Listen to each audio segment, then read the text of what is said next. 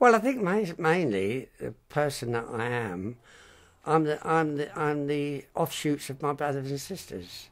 Because my mother died before I was 2, and my dad got married and set up a separate house when I was 5. So we were just all brothers and sisters together.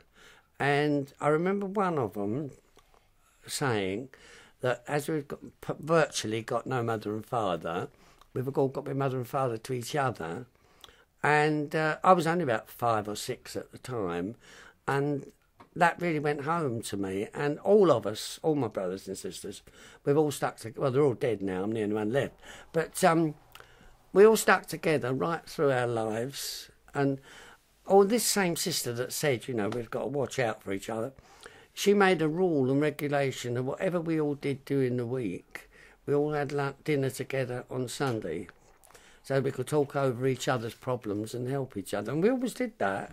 I mean, I suppose that's really why I've been on committees nearly all my life. I suppose I'm what you call a clubbable person. Some people never join clubs, and if they do, they leave, you know. I've always, if I've taken up an interest, I've joined an organisation for it, you know, a club for it or something like that. I've always done that. And I belonged to the Boy Scouts when I was a kid, you know, and that was attached to the church. So there were other little clubs and things there. I've always liked people, you know, going out and, well, I think without them, life can be very dull.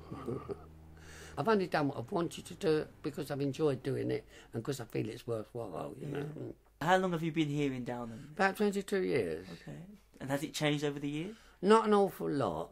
It has got scruffier. There's more cars on pavements than there used to be. And it's a bit noisier than it used to be. I think the present crop of teenagers like to make a noise more than the others did. Mind you, I'm not knocking that because we all make a noise when we're teenagers. My downstairs neighbour is always going out having a row with them. But when I first moved, it was very, very quiet. And people used to say to me, oh, you won't like that. And I used to say, well, I don't mind. What I've wanted all this time, let's see what it's like. Yeah. Or the petrol station across the road used to be a pub. And they used to hear people coming home at night. But it was always happy noise. It wasn't noise you could object to. You can't run out there and say, stop laughing. You know, I mean, they were enjoying themselves. It wasn't no trouble at all. Well, there are all sorts of groups of goldsmiths. There's the gardening club on Sundays, for instance.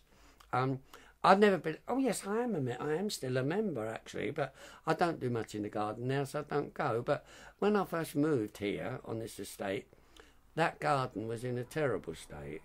I had to hack down trees and bushes and all sorts of things.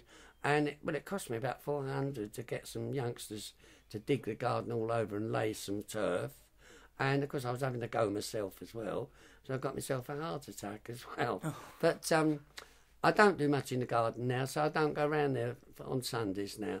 So, I mean, that's finishing me. But it's still going on for those that are interested. I go there to the lunch club on Fridays, yeah.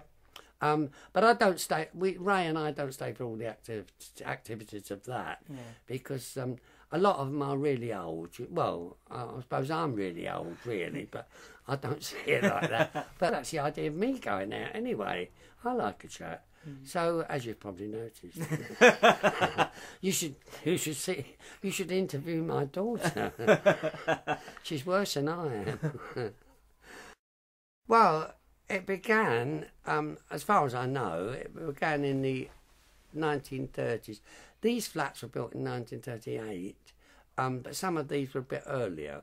But the whole estate was started earlier, and when it was finished, at the same time, the Goldsmiths and Silversmiths Association of Britain, they built that community centre.